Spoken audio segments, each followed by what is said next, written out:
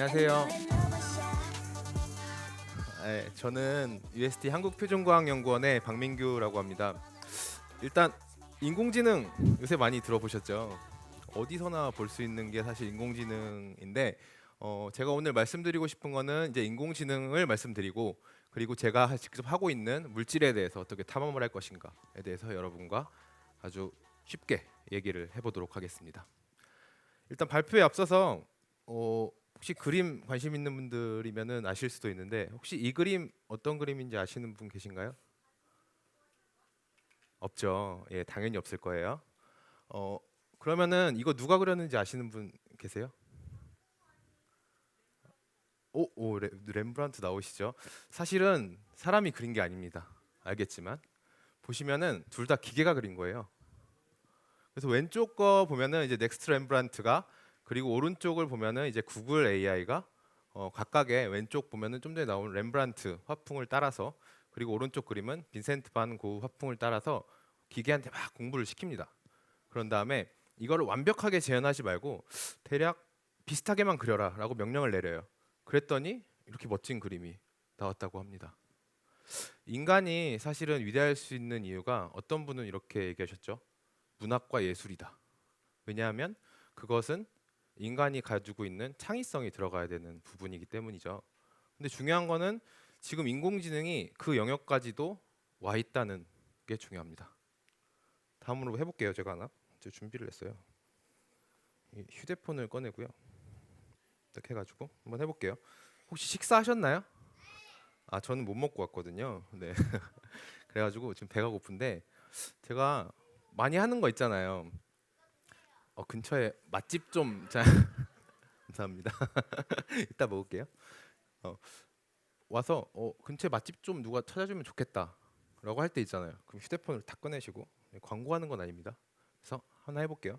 오케이 구글 근처에 맛집 찾아줘. 다음은 2km 이내에 있는 맛집 목록입니다. 들리시나요? 이렇게 나오거든요. 똑같이 해보셔도 이렇게 나와요. 그리고 또 하나 해보면은 제가 이제 외국 다니면은 외국말을 다 잘할 순 없죠. 일본이나 뭐 독일 이런 데 가서 일본 말도 못하고 전 독일 말도 못하거든요. 근데 물건을 사고 싶어요. 그래서 또 이렇게 합니다. 오케이 구글 이거 얼마예요? 일본어로 알려줘. これいくらです。 아, 이렇게 멋있게 말해줍니다. 이게 무슨 마법도 아니고 이게 뭐지? 나 이러신 분 계실 텐데 사실 요새 광고를 많이 해서 다들 많이 알고 계시죠. 사실 이거 제가 좀 전에 보여드렸던 렘브란트와 그 빈센트 반 고흐 그리고 지금 이 음성인식 분야는 인공지능의 한 분야입니다. 근데 인공지능이 사실은 지금 바로 갑자기 어느 날 탁 튀어나온 게 아니라 굉장히 오래 전부터 연구가 되어 왔어요. 보면은 1950년에 앨런 튜링이라는 영국의 수학자가 계산 기계와 지능이라는 논문에서 처음으로 이제 인공지능 그러니까 기계와 그 사람과 연결할 수 있는 이런 개념을 나타냈고 그리고 그다음에 56년에 이제 다트머스 회의라는 곳에서 인공지능이라는 용어가 등장을 하게 됩니다. 그러면은 인공지능이 여러분이 생각하는 인공지능이 맞아요. 그게 인공지능인데 용어에 대한 개념은 사실은 제가 이 어떤 걸 봤어요. 이 마이크를 처음 봤을 때 이게 뭔지 모르겠어요. 그러면은 어떻게 생각하죠? 이게 뭐지라고 생각을 추론을 하죠. 이게 뭐지? 먹는 건가? 때리는 건가? 하다가 어제 막 때려도 보고 말도 해보고 근데 소리가 크게 나와. 이렇게 추론을 한 거죠. 이거 마이크인가? 한 다음에 이해를 해요. 그런 다음에 다시 말해 보니까 또 소리가 크게 나. 아, 이거 마이크네라고 학습을 하게 됩니다. 그러면 다음에 제가 이걸 봤을 때는 아, 이거 마이크잖아라고 하게 되는 겁니다. 그게 바로 그냥 인공지능이 사실 엄청난 어떻게 생각하면 엄청나게 대단한 기술이지만 어떻게 생각하면 늘 우리가 생각하는 그런 게 사실은 인공지능이라고 생각할 수 있습니다. 그럼 이거 지금 어떤 인공지능을 어떻게 분류해야 되나? 사실 분류에 대한 것은 굉장히 많아요. 인공지능에 대한 분류는. 근데 이제 쉽게 우리가 와닿게 얘기를 해보면 지각 인식과 추론 계획으로 나눌 수 있는데 이거의 차이는 기존에 어떤 정보가 있죠. 좀 전에 같은 마이크 이런 정보가 있죠. 이런 정보를 가지고 지금 어떤가 생각하는 거와 그리고 앞으로 어떤 일이 일어날 것인가에 대해서 나눌 수가 있어요. 예를 들어 볼게요. 처음에 나와 있는 이 그림 있죠. 사람 그림을 사진을 찍어요. 그 다음에 기계한테 여기는 눈이고 여긴 코고 입이다. 이렇게 딱 학습을 시키면은 여러 개를 학습을 시키면은 다음에 사람 얼굴을 봤을 때 눈, 코, 입을 분류를 해주고 그리고 그 다음에 더 나아가서 이 사람이 어떤 사람이다를 알려주죠. 그게 첫 번째 거예요. 그리고 두 번째는 이제 금융 설계 같은 게 있어요. 돈은 사실 보면은 금융이 이제 돈이잖아요. 근데 돈은 지금이 중요한 게 아니라 사실은 앞으로 어떻게 될지 예측하는 게 더 중요하죠. 그러면 이제 과거에 기존의 지각 인식을 넘어서서 현재를 예측할 뿐만 아니라 앞으로 미래도 예측해야 되는 그런 게 이제 추론 계획이라고 생각을 하면 되겠습니다. 그러면 여기서 궁금한 게 하나 생기잖아요. 그럼 왜 인공지능이 이제 와서야 그렇게 발달한 것인가? 라고 생각을 해보면 이 세 가지 요소가 있어요. 발전하려면 첫 번째는 그걸 기술하기 위한 데이터가 있어야 되고 두 번째는 그 컴퓨터가 좋아야 되겠죠. 그리고 세 번째는 그거를 같이 어떻게 잘 묶어줄 수 있는 효율적인 알고리즘이 있어야 돼요. 이 세 가지가 있어야 되는데 하나씩 예를 들면 빅데이터 같은 경우에 보면은 재작년에 IBM에서 발표한 자료에 따르면은 하루에 250경 바이트씩 데이터가 생긴대요. 이게 와닿지가 않죠? 250경, 1만 억조 경 안 와닿죠?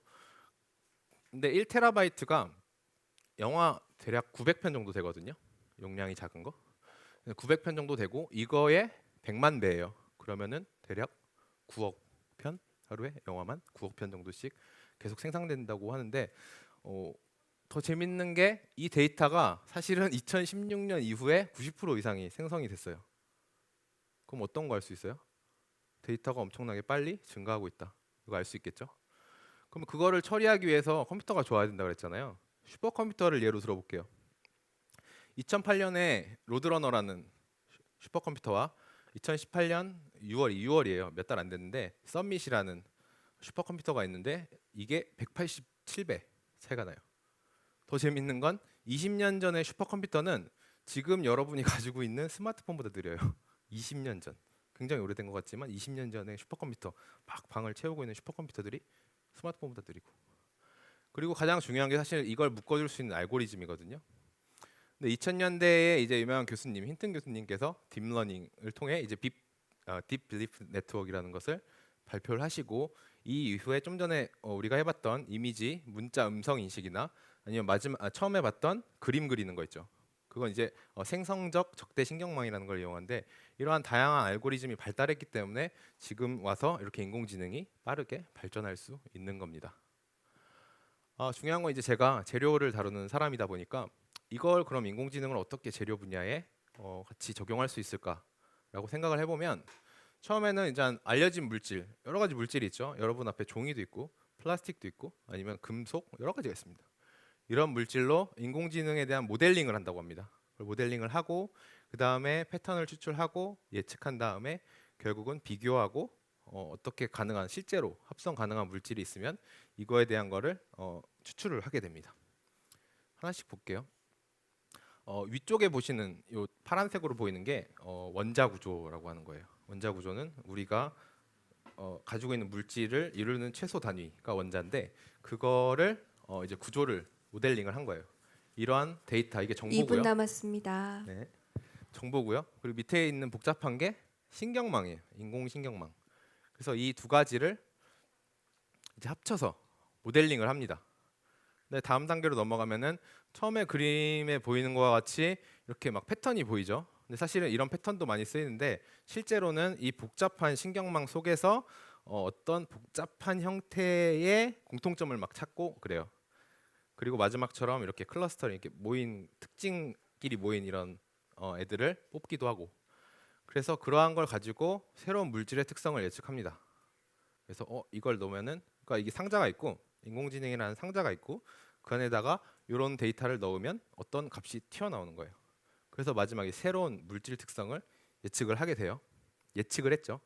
예측을 한 다음에 그 결과를 분석합니다. 막 분석해요. 컴퓨터로도 분석하고 사람 눈으로도 보고 여러 가지 데이터를 분석하고 기존에 알려진 것들과 비교를 합니다. 비교를 한 다음에 이게 잘 맞는 모델이고 굉장히 좋은 인공신경망이다. 약간 이러면은 최종적으로 이제 실험팀이나 아니면 실제로 합성을 하시는 분들에게 의뢰를 해서 이런 물질이 합성이 가능할까요? 실제로 쓸 수 있을까요? 라고 해서 실제로 가능한 물질들을 추리게 됩니다. 그러면 이제 처음부터 끝까지 다 왔죠. 그래서 일반적으로 이렇게 인공지능과 물질 탐험에 대한 연구를 진행을 하게 되고요. 근데 가장 사실은 저도 이제 궁금한 질문이었는데 얼마 전에 제가 동영상을 보면서 동영상 강의를 보면서 하나를 봤어요. 어떤 질문을 했냐면은 인공지능이 어떤 일을 자동화할 수 있도록 만들어 줄까요? 그러니까 인공지능이 도대체 우리한테 해줄 수 있는 게 뭡니까? 라고 질문을 했어요. 그랬더니 스테판 울프람 교수님이 우리가 설명할 수 있는 모든 것이 가능하다라고 말씀을 하셨어요. 이런 대답은 사실 저도 할 수 있죠. 근데 이게 중요한 게 아니고 그 다음에 하신 말씀이 중요해요. 하지만 문제는 이거다. 우리는 우리가 무엇을 설명할 수 있을지 잘 모른다. 자연이 어떻게 돼 있냐면은 자연의 여러 현상들을 지금 우리는 다 이해하고 기술할 수 있을 것처럼 보이지만 대부분의 자연 현상을 아직도 우리는 기술을 하지 못합니다. 그래서 인공지능에 더 발전하기 위해서는 인공지능 기술 자체도 발전하는 게 중요하지만 기초과학, 물리, 수학 이런 통계 여러 가지 기초과학이 같이 발달을 하는 게 저는 더 중요하다고 생각합니다. 감사합니다.